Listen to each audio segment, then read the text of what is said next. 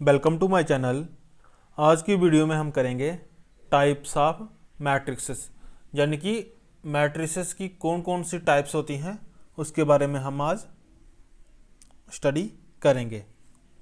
तो जो सबसे पहली टाइप है हमारे पास वो है कॉलम मैट्रिक्स। कॉलम मैट्रिक्स हम उस मैट्रिक्स को कहते हैं जिस मैट्रिक्स में सिर्फ एक ही कॉलम हो। That matrix which has only one column. जैसे एक मैट्रिक्स ले लेकर अगर हम A इक्वल टू 4 और 1, ये एक मैट्रिक्स है। इसमें कितने कॉलम्स हैं? एक ही कॉलम है। रोज़ कितनी हैं इसमें? रो 1 और ये है रो 2, लेकिन कॉलम सिर्फ एक ही है। और जिस मैट्रिक्स में सिर्फ एक ही कॉलम हो उसे हम कहते हैं कॉलम मैट्रिक्स। उसी तरह से अगर एक और मैट्रिक्स कॉलम मैट्रिक्स की एक और एग्जांपल लें तो वो आएगी A इक्वल टू, जहाँ इसका कोई और नाम रख लेते हैं, B रख लेते हैं इसका नाम, B इक्वल टू 4 1 3। ये जो मैट्रिक्स B है ये भी एक कॉलम मैट्रिक्स है, क्योंकि इसमें भी सिर्फ एक ही कॉलम है। तो वो सभी मैट्रिक्स जिनमें सिर्फ एक ही कॉलम हो उनको हम कहते हैं कॉलम मैट्रिक्स। जनरली हम इसको इस तरह से लिखते हैं, matrix A equal to A I J M into 1। अब ए जो है ये हमें ये रिप्रेजेंट करता है एलिमेंट्स ऑफ मैट्रिक्स, और आई बताता है कि ये कौन सी रो में है, और ये बताता है हमें कि ये एलिमेंट कौन सी मैट्रिक्स में है, और सॉरी कौन से कॉलम में है। जैसे जो 4 है इसकी जो पोजीशन है वो होगी रो 1, यानी कि आई होगा 1 और ये भी 1, क्योंकि ये पहली रो में है और फर्स्ट कॉलम में है। तो कॉलम मैट्रिक्स में जो n होगा वो हमेशा 1 होगा, क्योंकि कॉलम मैट्रिक्स हम कहते ही उस मैट्रिक्स को हैं जिसमें सिर्फ एक ही कॉलम हो। तो ये हो गया कॉलम मैट्रिक्स। अब नेक्स्ट आते हैं रो मैट्रिक्स। ये भी उसी तरह से है। रो मैट्रिक्स हम उस मैट्रिक्स को कहते हैं जिसमें सिर्फ एक ही रो हो। जैसे अगर मैं कोई एग्जांपल लूँ, एक मैट्रिक्स लेता हूँ A। ये एक मैट्रिक्स है हमारे पास, इसमें एलिमेंट्स हैं 2 4 और 6। अब इस मैट्रिक्स का ऑर्डर कितना होगा? m इंटू n, यानी कि रो कितनी है? 1, और कॉलम्स कितने हैं? 3। इसका ऑर्डर होगा 1 इंटू 3। तो रो मैट्रिक्स हम उस मैट्रिक्स को कहते हैं जिसमें सिर्फ एक ही रो हो। अब कॉलम कितने हैं इसमें? ये होगा first column, second column, third column, लेकिन जो रो है इसमें वो एक ही है, इसलिए इसे भी हम कहेंगे रो मैट्रिक्स। एक एग्जांपल और ले लेते हैं रो मैट्रिक्स की। एक मैट्रिक्स है B हमारे पास, जिसके एलिमेंट्स हैं 2 और 3। अब इसका ऑर्डर क्या होगा? रो कितनी है? 1, कॉलम कितने हैं? 2। इसका ऑर्डर होगा 1 क्रॉस 2। तो इसमें भी सिर्फ एक ही रो है, तो इस मैट्रिक्स को भी हम कहेंगे रो मैट्रिक्स। अब अगर जर्नली इसको हम इस तरह से रिप्रेजेंट करते हैं, अगर मैट्रिक्स B को हमने रिप्रेजेंट करना हो तो इसको हम रिप्रेजेंट करेंगे B equal to B I J, और इसका ऑर्डर आएगा 1 इंटू n। रो मैट्रिक्स के केस में जो m है वो 1 होगा, क्योंकि रो मैट्रिक्स हम कहते ही उस मैट्रिक्स को हैं जिसका ऑर्डर 1 हो, और सॉरी ऑर्डर नहीं 1 हो, जिसमें जो रो है वो 1 हो। और जब रोज जिस मैट्रिक्स की 1 होंगी तो वहाँ पे m की वैल्यू कितनी आएगी? 1 आएगी। तो इसलिए इसकी इस तरह से जनरल रिप्रेजेंटेशन हम लिखते हैं। नेक्स्ट टाइप हमारे पास आएगी स्क्वायर मैट्रिक्स, कि स्क्वायर मैट्रिक्स हम किसे कहते हैं। स्क्वायर मैट्रिक्स में जो होती है, स्क्वायर मैट्रिक्स में जो नंबर ऑफ रोज होंगी वो होंगी नंबर ऑफ कॉलम्स के बराबर, यानी कि स्क्वायर मैट्रिक्स में number of rows are equal to number of columns. जैसे एक मैट्रिक्स लेते हैं ए, इसमें एलिमेंट्स लेते हैं 1 2 4 3 2 6 8 1 2। ये है हमारे पास एक मैट्रिक्स। अब इसकी रोज कितनी है, ये होगी फर्स्ट रो, ये होगी सेकंड रो, ये होगी थर्ड रो। ये मैं आपको समझाने के लिए लिख रहा हूँ जहाँ पे। उसी तरह से ये आ जाएगा हमारे पास first column, second column, third column. तो जहाँ से आप क्लियरली देख सकते हैं कि 3 ही हमारे पास कॉलम हैं और 3 ही हमारे पास रोज़ हैं। तो वो मैट्रिक्स जिसमें जितनी हमारे पास रोज़ हों उतने ही हमारे पास कॉलम्स हों, उस तरह की मैट्रिक्स को हम कहते हैं स्क्वायर मैट्रिक्स। तो स्क्वायर मैट्रिक्स का जो ऑर्डर होगा वो, जैसे इस मैट्रिक्स का अगर हम ऑर्डर लिखें तो इसमें रोज़ भी 3 हैं, यानी कि m की वैल्यू भी 3 है, और कॉलम्स भी 3 हैं, तो n की वैल्यू भी 3, यानी कि इसका ऑर्डर आएगा 3 क्रॉस 3। तो इसे हम ऐसे भी लिख सकते हैं कि स्क्वायर मैट्रिक्स में जो m होता है वो इक्वल टू होता है n के, यानी कि m की वैल्यू जो है वो n के बराबर होती है, और नेचुरली वो उसके बराबर ही होगी, क्योंकि जब रोज़ और कॉलम हम इक्वल लेंगे तो m और n की वैल्यू बराबर ही आएगी। अब इसको अगर हमने रिप्रेजेंट करना हो, इसकी जनरल रिप्रेजेंटेशन हम इस तरह से करते हैं। अगर ये हमारे पास, अगर ए हमारे पास है एक स्क्वायर मैट्रिक्स, तो इसे हम इस तरह से लिखेंगे, और इसका जो ऑर्डर आएगा ये आएगा m क्रॉस m, क्योंकि m इक्वल टू n है तो m और n की वैल्यू बराबर ही है, तो इस तरह से हम इसको लिख सकते हैं। तो ये हो गई हमारे पास स्क्वायर मैट्रिक्स।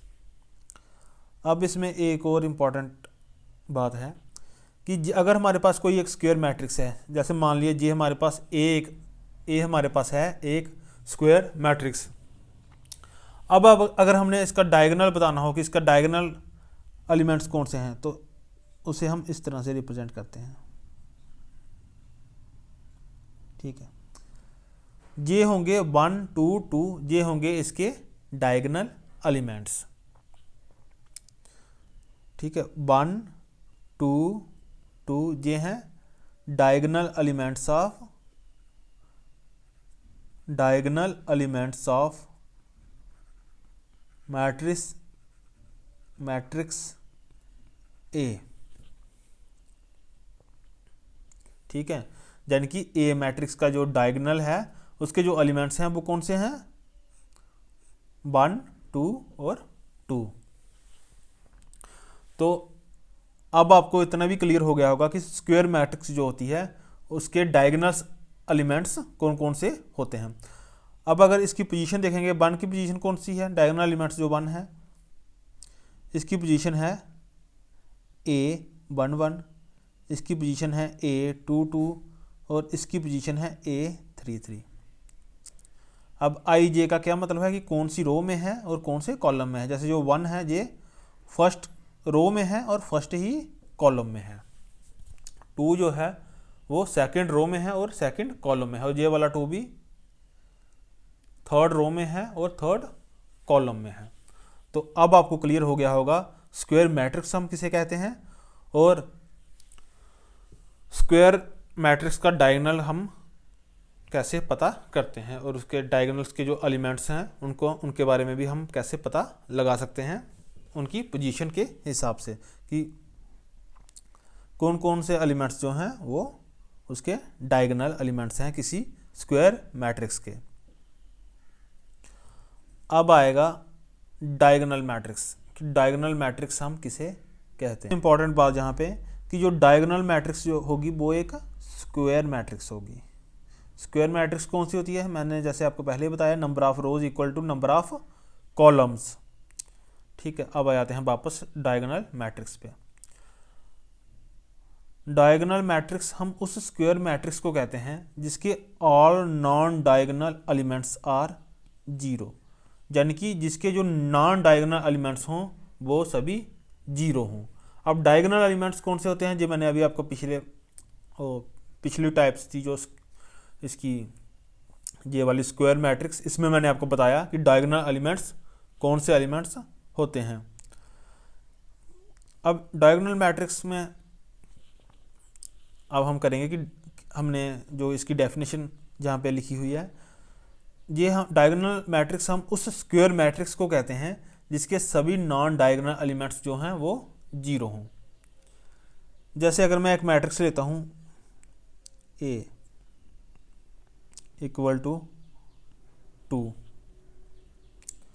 और एक मैट्रिक्स लेता हूँ B, इसके एलिमेंट्स हैं 1 0 0 0 2 0 0 0 4।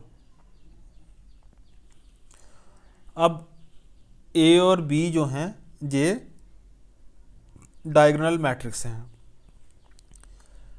अब जहाँ पे देख इसके डायगोनल एलिमेंट्स कौन से होंगे, जो मैट्रिक्स B है A में तो एक ही एलिमेंट है 2, तो एक ये हमारे पास एग्जांपल आ जाएगी डायगोनल मैट्रिक्स की, इसको भी हम डायगोनल मैट्रिक्स में इंक्लूड करेंगे।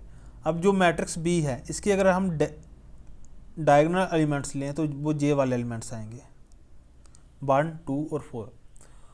और हमें डेफिनेशन क्या कहती है डायगोनल मैट्रिक्स की, कि डायगोनल मैट्रिक्स एक स्क्वायर मैट्रिक्स होनी चाहिए, यानी कि स्क्वायर मैट्रिक्स का हो गया कि उसका m equal to n order होना चाहिए। तो इसका ऑर्डर क्या है 3 इंटू 3, इसका भी ऑर्डर 1 बाय 1 है, मतलब कि 3 ही इसकी रोज हैं और 3 ही इसके कॉलम्स।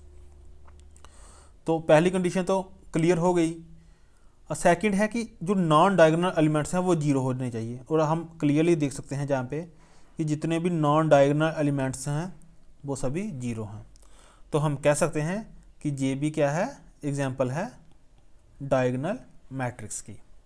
तो अब आपको क्लियर हो गया होगा कि डायगोनल मैट्रिक्स हम किसे कहते हैं। अगर इसकी हमने जनरल रिप्रेजेंटेशन करनी हो डायगोनल मैट्रिक्स की, तो इसे हम कुछ इस तरह से भी लिख सकते हैं। जैसे मैं इस तरह से लिखता हूँ B equal to BIJ M into N। इसका M इंटू M का मतलब यही हो गया कि number of rows equal to number of columns, यानी कि जितने उसकी रोज होंगी उतने ही उसके कॉलम्स होंगे। और इसमें कंडीशन क्या है कि जो AIJ है ये जीरो होना चाहिए when I not equal to J। और सॉरी A नहीं आएगा, यहाँ पे B आएगा B। अब J भी इंपॉर्टेंट बात है जहाँ पे, इसका क्या मतलब हुआ BIJ इक्वल टू 0, जब I J के बराबर नहीं होगा। अब देखो जहाँ पे जो 1 है, जहाँ पे I कितना है 1, J कितना है 1, तो I इक्वल टू J हो गया। अब जहाँ पे ले लें इस एलिमेंट को, अगर हम लेंगे I कितना है यानी कि फर्स्ट रो, J कितना होगा सेकंड कॉलम, मतलब I not equal to 0, oh sorry I not equal to J। और जब I not equal to J होगा तब वो एलिमेंट क्या होगा 0। तो उस तरह से J वाली कंडीशन भी सेटिस्फाई होती है। ठीक है, तो J हो गया हमारा डायगोनल मैट्रिक्स। अब आते हैं नेक्स्ट टाइप है जो स्केलर मैट्रिक्स। स्केलर मैट्रिक्स हम उस डायगोनल मैट्रिक्स को कहते हैं, यानी कि स्केलर मैट्रिक्स होगी जो, पहली बात तो ये है कि वो एक डायगोनल मैट्रिक्स होगी जिसके जो डायगोनल एलिमेंट्स हैं वो इक्वल होने चाहिए। अब चलो हम एक एग्जांपल लेते हैं, एक मैट्रिक्स लेते हैं A। इसमें एक हम मैट्रिक्स लेते हैं ऑर्डर 3/3 की, 4 0 0 0 4 0 0 0 4। इसका ऑर्डर क्या है 3/3, यानी कि 3 ही रोज हैं और 3 ही इसके कॉलम्स हैं। तो अब हम जहाँ पे देख सकते हैं कि इसके जो डायगोनल एलिमेंट्स हैं, ये वाले जो एलिमेंट्स हैं ये इक्वल हैं, बराबर हैं, यानी कि 4 4 और 4। तो ये होगी हमारे पास स्केलर मैट्रिक्स, यानी कि ये वो डायगोनल मैट्रिक्स। अब ये एक डायगोनल मैट्रिक्स है क्योंकि इसके बाकी के एलिमेंट्स जो हैं 0 हैं, लेकिन स्केलर मैट्रिक्स हम उस डायगोनल मैट्रिक्स को कहते हैं जिसके जो डायगोनल एलिमेंट्स हैं वो भी बराबर हों। तो इसके डायगोनल एलिमेंट्स कौन से हैं जो मैंने यहाँ पे कवर किए हुए हैं, 4 4 और 4, और ये तीनों एलिमेंट्स बराबर हैं और इसलिए हम इसको कहेंगे स्केलर मैट्रिक्स। तो इस तरह की जो मैट्रिक्स होती हैं, अब इसको हमने इस तरह की जो, या फिर एक एग्जांपल अगर और ले लें 2 0 0 2, इसका ऑर्डर क्या होगा 2/2, मतलब 2 इसमें रोज हैं और 2 ही कॉलम्स हैं। ये भी एक स्केलर मैट्रिक्स होगी क्योंकि इसमें भी जो डायगोनल एलिमेंट्स हैं वो इक्वल हैं। तो ये होगी हमारी। अब अगली टाइप इसकी है आइडेंटिटी मैट्रिक्स। इसको हम यूनिट मैट्रिक्स भी कहते हैं और एलिमेंट्री मैट्रिक्स भी कहते हैं। आइडेंटिटी मैट्रिक्स वो स्क्वायर मैट्रिक्स होती है। अब स्क्वायर मैट्रिक्स का क्या मतलब हुआ कि उसकी जो नंबर ऑफ रोज हैं वो नंबर ऑफ कॉलम्स के बराबर होंगे, यानी कि रोज और कॉलम्स उसके सेम होंगे, जिसमें जो एलिमेंट्स होते हैं डायगोनल के सभी वो 1 होंगे और बाकी के सभी डायगोनल्स के अलावा जो एलिमेंट्स होंगे वो होंगे 0। जैसे, और इसको रिप्रेजेंट करते हैं हम इस तरह से IN। n इसमें बताता है कि इसका साइज। अब अगर एक मैट्रिक्स में इस तरह से ले लूं IN, जहाँ पे 1 लेंगे हम I1, तो ये इस तरह की जो मैट्रिक्स होती है उसे हम कहते हैं आइडेंटिटी मैट्रिक्स। अब अगर हम I2 ले लें तो इसमें हम क्या करेंगे 2 रोज लेंगे और 2 ही कॉलम्स लेंगे, यानी कि 1 रो सेकंड, उसी तरह से ये भी फर्स्ट कॉलम है और ये भी सेकंड कॉलम। तो इस तरह की इसमें जहाँ पे 1 आएगा, जहाँ पे भी 1 आएगा, इसमें जो डायगोनल होंगे, जो डायगोनल एलिमेंट्स होंगे वो सभी 1 होने चाहिए और बाकी 0। अब जैसे ये मैंने एक मैट्रिक्स ली है जो I2 मीन्स मैट्रिक्स, इसका ऑर्डर क्या है 2/2, यानी कि 2 ही इसकी रोज हैं और 2 ही इसके कॉलम। अब अगर हम देखें तो इसके जो डायगोनल एलिमेंट्स हैं ये क्या हैं 1, और ये वाला जो दूसरा डायगोनल एलिमेंट है वो भी है 1, और बाकी के एलिमेंट्स क्या हैं 0। तो ये भी होगी आइडेंटिटी मैट्रिक्स। उसी तरह से अगर हम एक बड़ी मैट्रिक्स ले लें, बड़ी यानी कि इसका साइज हम रखते हैं 3 का, तो वो इस तरह से आएगी 0 0 और 1। इसका ऑर्डर क्या है 3/3। अब जहाँ से हम क्लियरली देख सकते हैं कि जो डायगोनल के एलिमेंट्स हैं वो सभी क्या हैं 1 1 और 1, जैसा कि इसकी डेफिनेशन में बताया गया है, और जो बाकी के एलिमेंट्स हैं वो हैं 0। इस तरह की जो मैट्रिक्स होती है उसे हम कहते हैं आइडेंटिटी मैट्रिक्स, या फिर यूनिट मैट्रिक्स या एलिमेंट्री मैट्रिक्स। अब नेक्स्ट है हमारे पास जीरो मैट्रिक्स। जीरो मैट्रिक्स को हम नल मैट्रिक्स भी कहते हैं। इसे हम इस तरह से लिख सकते हैं। इस तरह की जो मैट्रिक्स होती हैं उनको हम कहते हैं जीरो मैट्रिक्स या फिर नल मैट्रिक्स, यानी कि इनके जो सभी एलिमेंट्स होते हैं वो जीरो होते हैं। तो ये थी आज की वीडियो अगर आपको वीडियो अच्छी लगी है तो चैनल को सब्सक्राइब कीजिए और दूसरों के साथ भी शेयर कीजिएगा। अब मिलेंगे नेक्स्ट वीडियो में। Thank you.